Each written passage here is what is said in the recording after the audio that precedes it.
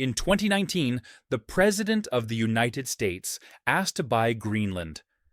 The world laughed. Memes were made. The Danish Prime Minister called it absurd. But here is the part the memes missed. He wasn't the first to ask. In 1946, Harry Truman offered $100 million in gold for it. In 1867, the State Department tried to buy it too. Why? Why have American presidents been obsessed with this frozen island for over 150 years? Because the U.S. government knows something that most map readers miss. Greenland isn't just an island of ice. Geographically, militarily, and economically, it might just be the most valuable piece of real estate on Earth.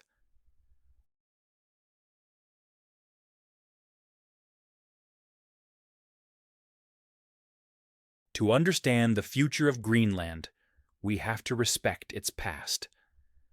The story begins over 4,000 years ago.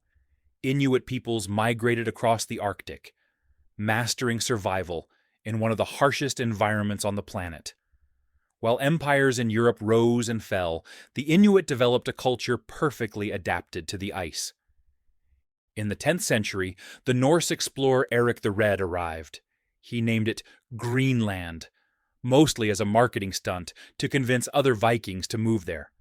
The Norse settlements eventually vanished, but the Inuit remained. By the 18th century, it became a Danish colony. Today, Greenland is part of the Kingdom of Denmark, but it has extensive self-rule. So, let's be clear, Greenland is not for sale. It is not a U.S. territory. It is a distinct society with its own language and culture.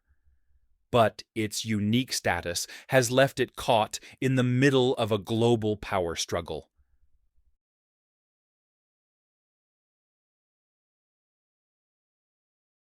To understand why the U.S. cares so much, you have to stop looking at a standard map. On a flat map, Greenland looks like a remote island far away from the action. But look at the world from the top down, the polar view. Suddenly, the world looks very different. The United States and Russia aren't separated by a vast ocean. They are neighbors. And sitting right between them, Greenland. During the Cold War, military strategists realized that the shortest path for a nuclear missile traveling from Moscow to Washington wasn't across the Atlantic. It was directly over Greenland. This is why the U.S. built Thule Air Base, now called Pituffik Space Base, in northern Greenland. It is the U.S. military's northernmost base. It houses the warning radars that tell the U.S. if an attack is coming. In military terms, Greenland is a stationary, unsinkable aircraft carrier parked right at the front door of the Arctic.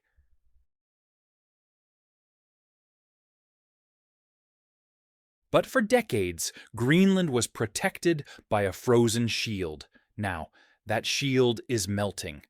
Climate change is warming the Arctic 4 times faster than the rest of the world. As the ice retreats, new shipping lanes are opening up. The Northwest Passage and the Northern Sea Route cut travel time between Asia and Europe drastically. The Arctic is transforming from a frozen barrier into a global superhighway. The U.S. sees Greenland as the toll booth on this new highway. Whoever has influence in Greenland can project power over the entire North Atlantic, and the U.S.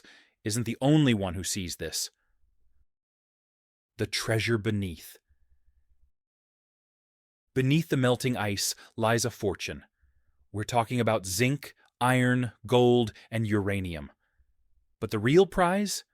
Rare earth elements, neodymium, dysprosium, terbium. These aren't just rocks. Without them, your smartphone doesn't vibrate. Your electric car battery doesn't work. And crucially, the guidance systems in U.S. missiles don't fly. Right now, China dominates the global supply of these minerals. The United States is terrified of being dependent on its biggest rival for the materials it needs to build its own weapons. Greenland offers an alternative. It is estimated to hold one of the largest deposits of rare earth metals outside of China. For Washington, buying Greenland wasn't about land. It was about economic security. This isn't just a theory for the future. The fight has already started. China calls itself a near-Arctic state and has been aggressively trying to invest in Greenland. In 2018, a state-owned Chinese company offered to help Greenland build 3 international airports. Greenland needs the infrastructure for tourism, so they were interested. The Pentagon panicked. If China built the airports, they could control the airspace or saddle Greenland with debt. The U.S. pressured Denmark to step in and fund the airports instead, just to keep China out. Since then, the U.S. has reopened its consulate in Nuuk and poured millions in aid. They might not be able to buy the island, but they are paying a lot to keep it on their side.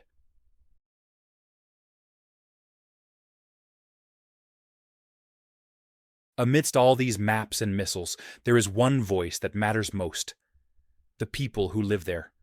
Greenland's population is small, about 57,000 people, but their ambitions are big. Many Greenlanders want full independence from Denmark.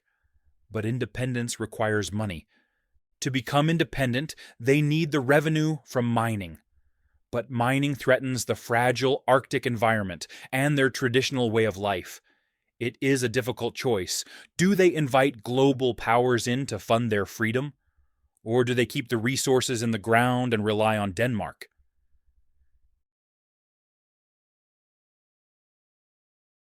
So, why does the US want Greenland? Because as the world heats up, the Arctic is becoming the next center of gravity for global politics. Greenland sits at the crossroads of military strategy, the climate crisis, and the tech economy. The ice is melting, and the race is on.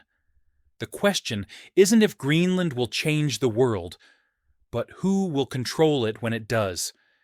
If you lived in Greenland, would you prioritize rapid economic growth through mining or protecting the environment? Let me know in the comments below. And if you enjoyed this deep dive, make sure to subscribe. Thanks for watching.